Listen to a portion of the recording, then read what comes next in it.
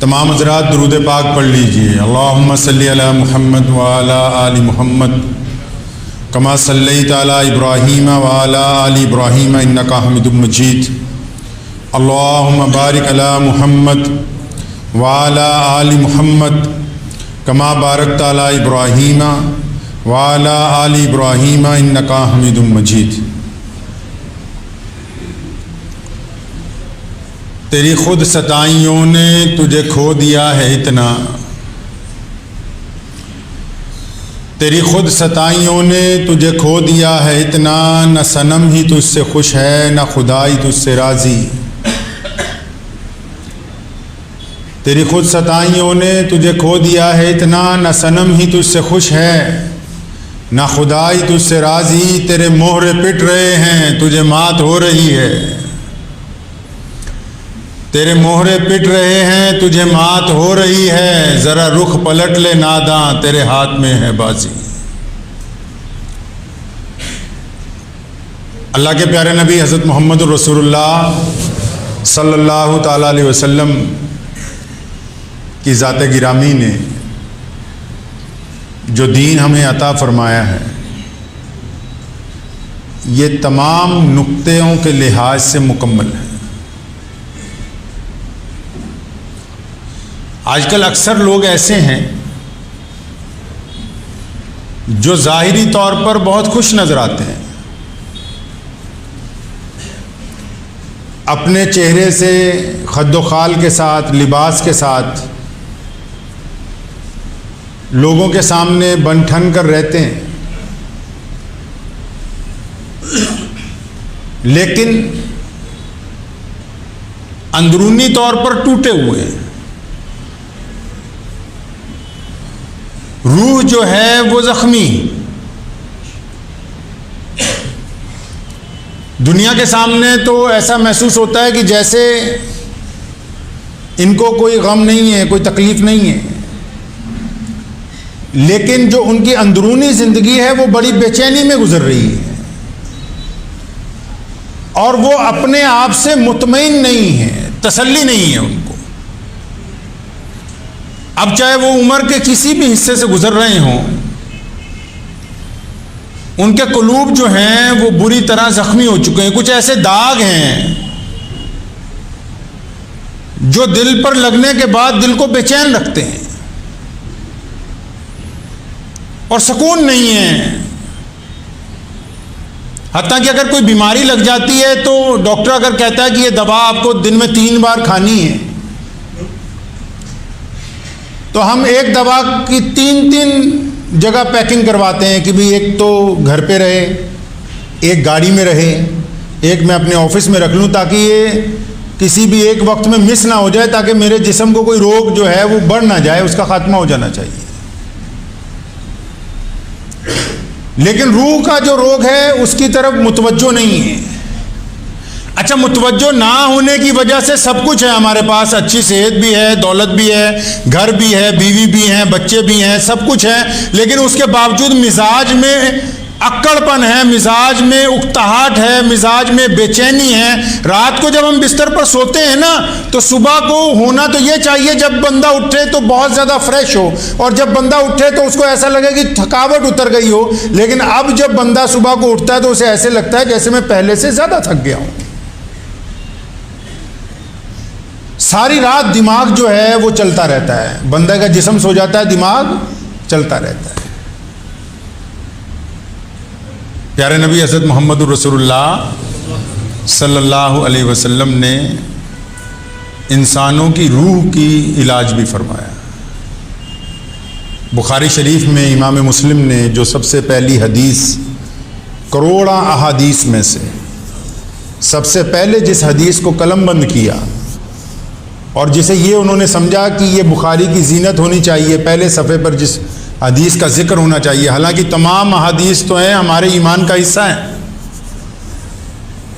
انہوں نے جو پہلی حدیث قلم بند کی کہ کما قال النبی صلی اللہ علیہ وسلم انما الاعمال بالنیات، کہ عمل کا دار و مدار نیت کے اوپر۔ اچھا، اگر نیتیں درست ہوں گی تو پھر عمل قبول ہو جائے گا، اور اگر نیت درست نہیں ہے تو پھر عمل قابل قبول نہیں ہوگا۔ لوگ سمجھتے ہیں کہ ترقی یہ ہے کہ کوئی بندہ اچانک مشہور ہو گیا، یہ اس نے ترقی کر لی، یا کسی بندے کے پاس دولت بہت زیادہ آ گئی تو یہ اس کی ترقی ہو گئی۔ لوگ سمجھتے ہیں کوئی ملک کا اگر حکمران بن گیا تو شاید اللہ اس سے راضی ہو گئے ہیں۔ کسی کے پاس بہت زیادہ کوٹھیاں بن گئی، کسی نے شو روم زیادہ بنا لیے، تو یہ خدا کی رضامندی کی علامت نہیں ہے۔ اللہ تبارک و تعالیٰ کی رضامندی اگر دیکھنی ہے بھی، اللہ راضی کب ہوتے ہیں اور دلوں کا اگر سکون چاہیے تو رسول اللہ نے فرمایا کہ دلوں کا سکون اللہ کے ذکر کے اندر موجود۔ کسی کا بہت مشہور ہو جانا یا بہت زیادہ دولت اس کے پاس ہو جانا یہ اس کے سکون کا باعث نہیں ہے۔ اگر وہ بندہ 5 وقت اللہ کے حضور سر بسجود ہوتا ہے اور اس کی نمازیں اس کے دل کو پاک کرتی ہیں اور ان کی نمازوں میں کینہ اور بغض نہیں ہے، تب یہ علامت ہے اس بات کی اللہ اس سے راضی۔ اور اگر سجدے کی توفیق چھن جائے، صحت ہونے کے باوجود، وسائل ہونے کے باوجود، مسجدوں کی قربت ہونے کے باوجود سجدے کی توفیق نہ ہو اور دولت بہت زیادہ ہو، اقتدار والوں سے یاریاں بہت زیادہ ہو، تو اس کا مطلب اللہ راضی نہیں ہے۔ اللہ تبارک و تعالیٰ کی رضا تو اس میں ہے کہ آپ اللہ تبارک و تعالیٰ کا ذکر کتنا کرتے ہیں۔ امی عائشہ رضی اللہ تعالیٰ عنہ فرماتی ہیں کہ اللہ کے پیارے نبی حضرت محمد رسول اللہ صلی اللہ علیہ وسلم رات بھر اتنی زیادہ کئی بار مصلی پر کھڑے ہوتے تھے، اللہ کی حمد و ثنا کرتے تھے کہ پاؤں پر ورم آ جاتے تھے۔ کہتی میں نے ایک دن کہا یا رسول اللہ آپ کی وجہ سے تو پوری دنیا بخشی جائے گی، آپ کی نسبت سے تو یہ کائنات بنائی گئی ہے اور آپ کے صدقے تو سارے لوگ جنت کے اندر جائیں گے، اور آپ بھی اتنی زیادہ اللہ کی عبادت کرتے ہیں اور اپنے آپ کو مشقت میں ڈالتے ہیں۔ فرمایا عائشہ کیوں؟ جب اللہ تبارک و تعالیٰ نے اتنی نعمتیں عطا فرمائی تو کیا میں اپنے رب کا شکر گزار بندہ نہ بنوں؟ دنیا کی بیماریوں کا علاج ممکن ہے، لیکن روح کی بیماری کا علاج تب ممکن ہے جب بذات خود بندہ اپنی روح کا علاج کرنا چاہے گا۔ اب روح بری طرح زخمی ہے، دنیاوی طور پر ہم بڑی بڑی ڈینگیں ہانک رہے ہیں کہ جی میں یوں ہوں، میرے بچے یہ ہیں، میرے بھائی ایسے ہیں، جی میں نے فلاں کام کر لیا۔ ڈینگیں ہانکنے سے اللہ کی رضا حاصل نہیں ہو سکتی، اور اللہ تبارک و تعالیٰ کو تو زمین پر اکڑ کے چلنے والے بندے پسند نہیں ہیں۔ بڑا بندہ تو وہ ہے جو عاجزی اور انکساری سے ملتا ہو۔ جو بندہ کسی کے ساتھ بڑا جھک کے مل رہا ہے نا، جھک کے مل رہا ہے، اس کا مطلب اس کا قد ملنے والے سے زیادہ بڑا ہے، تبھی تو وہ جھک کے مل رہا ہے۔ اور اگر اس کا کئی باتیں ہیں کہ ان لوگوں کا حسد دل کے اندر پال رکھا ہے، جن سے بعد میں خوشی سے ہاتھ ملاتے ہو، وہ حسد ہمیں رات کو سکون سے سونے نہیں دیتا۔ ایسی کون سی بےایمانیاں ہیں جو رات کو ہمارے قلوب کو پریشان رکھتی ہیں؟ ایسی کون سی نیتیں گندی کر رکھی ہیں اپنے خاندان کی عورتوں کے اوپر کہ رات کو ہم بستر پر لیٹنے کے باوجود پریشان رہتے ہیں؟ ایسی کون سی ٹھگیاں ہم نے ان لوگوں کے ساتھ ماری ہیں جن کا ہم پر پورا یقین تھا کہ یہ میرے ساتھ کبھی دھوکہ نہیں کر سکتا؟ وہ ٹھگ بازیاں ہمیں پریشان رکھتی ہیں۔ اب جب تک ہم اپنے دل کو اللہ کا نام لے کر دھونے کی کوشش نہیں کریں گے تو کوئی پیر، کوئی ولی، کوئی ڈاکٹر ہمارے دل کا علاج نہیں کر سکتا ہے۔ میں اکثر آپ لوگوں کو ایک بات کہا کرتا ہوں کہ نماز جو ہے، جب اللہ نے کہا نا رسول اللہ کو کہ ہم نے 5 نمازیں فرض کر دی ہیں آپ کی امت پر، تو ساتھ میں یہ بھی بتایا بھی فرض کیوں کی ہیں۔ اسلام نے کوئی بات بنا وجہ کے نہیں کہی۔ مسجد بنائی تو بتا دیا اس لیے بنائی ہے تاکہ یہ مسلمان اکٹھے ہو کر نماز پڑھیں، آپس میں ان میں محبت پیدا ہو جائے۔ قرآن نازل کیا تو بتایا اس لیے تاکہ تم اس سے ہدایت پاؤ، یہ اس کام کے لیے کتاب نازل کی ہے۔ نماز کا جب حکم دیا تو ساتھ میں اللہ نے بتایا کہ میرے پیارے محبوب نماز اس لیے اب پڑھوانے لگا ہوں تاکہ نماز پڑھنے والے لوگ متقی بن جائیں، نیک بن جائیں۔ جس دن روزے فرض کرنے کا حکم دیا اس کی وجہ بھی ساتھ میں بیان کی کہ روزے تم سے اس لیے رکھوا رہے ہیں تاکہ تم متقی بن جاؤ، تمہارے گناہ جھڑ جائیں۔ اب جب اللہ تبارک و تعالیٰ نے یہ باتیں ہمیں بتا دی صریح طور کے اوپر، اب پھر ہم لگے ہوئے ہیں مشقت کے کام نہیں کرنا چاہتے، اپنے لیے دوائی کھانے کے لیے تیار ہیں۔ اگر کوئی بندہ آ جاتا ہے تعویذ لینے کے لیے، جی میرے اوپر جادو بہت ہے، ٹونا بہت ہے جی، اب ہم جیسا کوئی مولوی جو تعویذ نہ دیتا ہو اسے بٹھا کے سمجھائے کہ رسول اللہ صلی اللہ علیہ وسلم نے فرمایا بھی جس گھر میں سورہ بقرہ کی تلاوت ہوتی ہو، بڑے سے بڑا عامل، بڑے سے بڑا جن، بڑے سے بڑا خبیث اس گھر میں نہیں گھس سکتا۔ اجی نہیں، وہ رہنے دو، یہ بتاؤ تم ہمیں کوئی تعویذ لکھ دو، 500 روپے لے لو، کیا سمجھے؟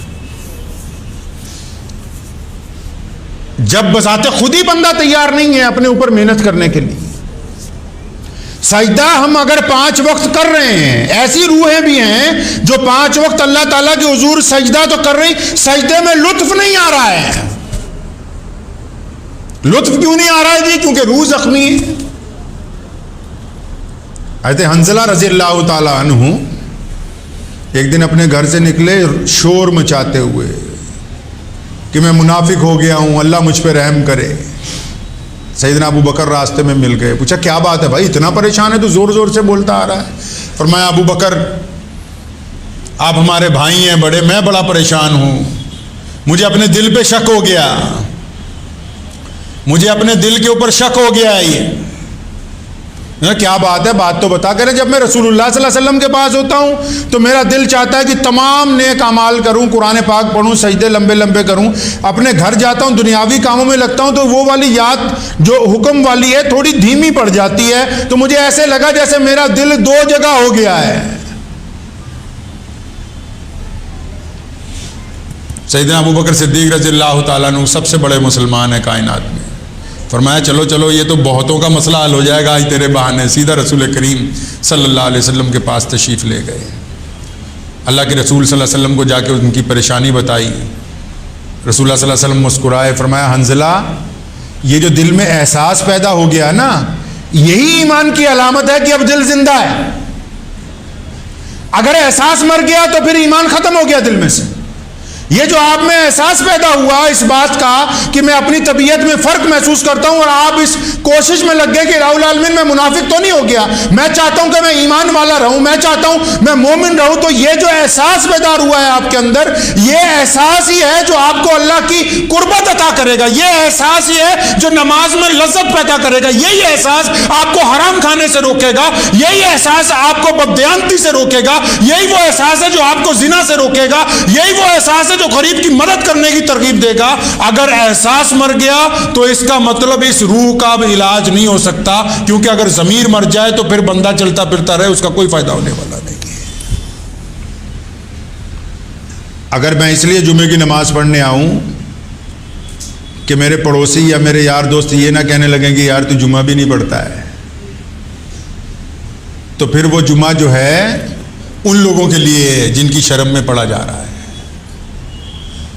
اپنی روح کو دیکھنا ہوگا، یہ جو زخمی ہو گئی ہے نا بری طرح، جب رات کو بستر پر لیٹتے ہیں تو کبھی سوچتے ہی نہیں کہ ہم نے کیا کیا ہے اور کرنا کیا چاہیے۔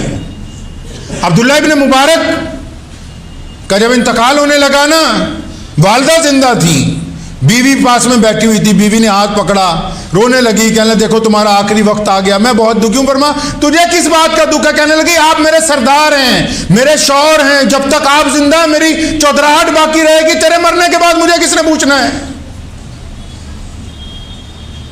ماں کو پوچھا اماں تو کیوں اتنا رو رہی ہے؟ کہنے لگا بیٹا تمام فرما بردار تمام بیٹوں میں سے فرما بردار تو ہی ہے، فائدے والا تو ہی ہے، تو نہ رہا تو پھر ہمارا تو بڑا نقصان ہے کہ ایک ایسا بیٹا چلا جائے گا جو فرما بردار تھا۔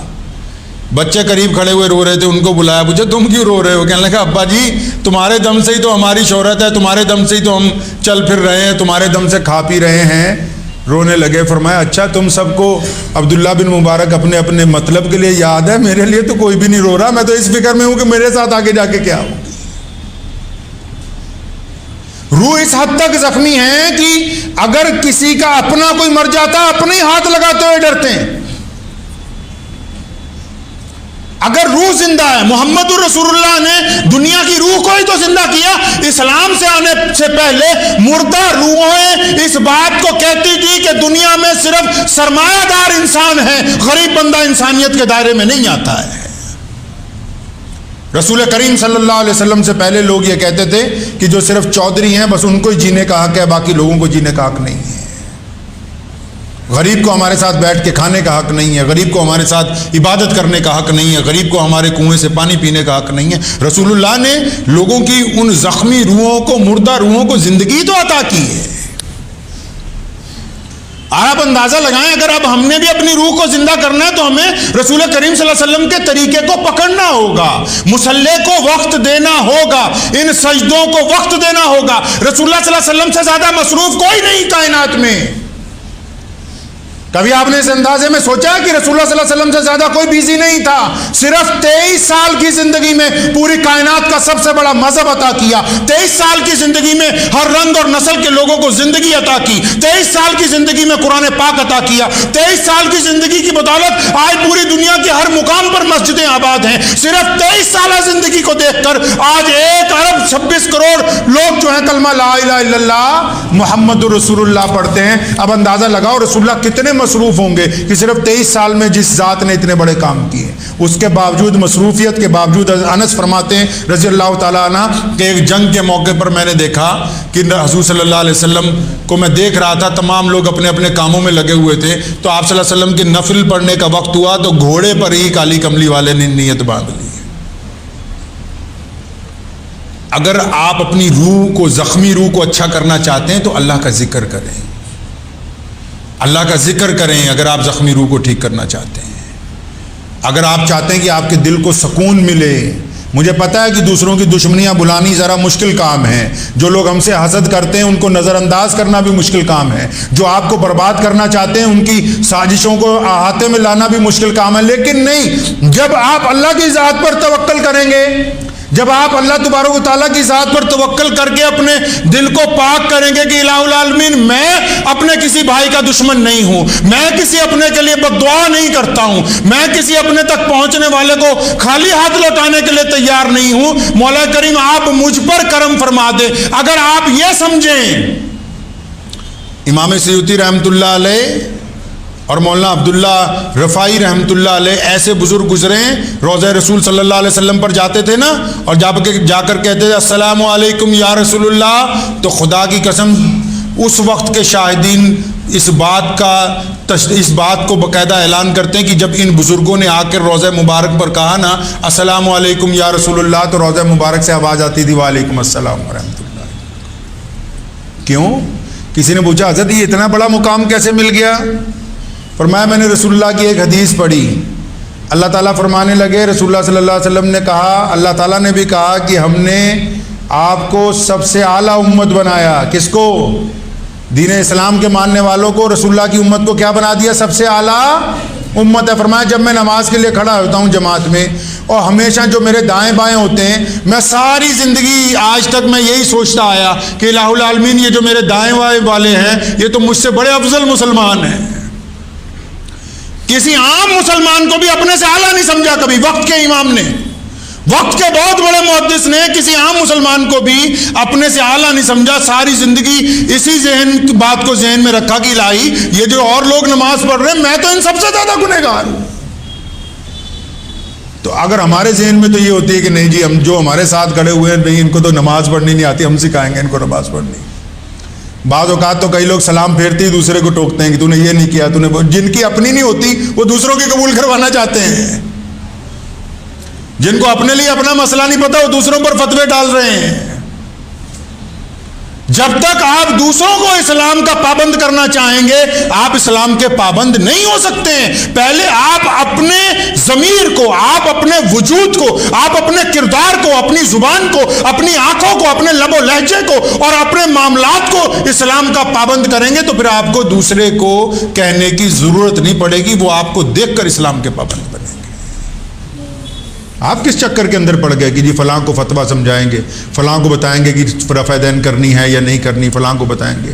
اللہ اکبر، جب تک بندہ خود نہ سدھرا ہو تو روح کو زندہ کیجئے، مردہ روحوں کے ساتھ سجدے قبول نہیں ہوتے۔ روح کو زندہ کیجئے، اور جن لوگوں کی روحیں زندہ رہیں گی انشاءاللہ تعالی وہی لوگ قیامت والے دن کامیاب ہوں گے۔ دعا کیجئے اللہ تعالیٰ مجھے امید ہے کہ آپ کو یہ ویڈیو پسند آئی ہوگی۔ اگر پسند آئی ہو تو یہ آپ اپنے دوستوں کے ساتھ شیئر کریں اور اس چینل کو سبسکرائب ضرور کریں.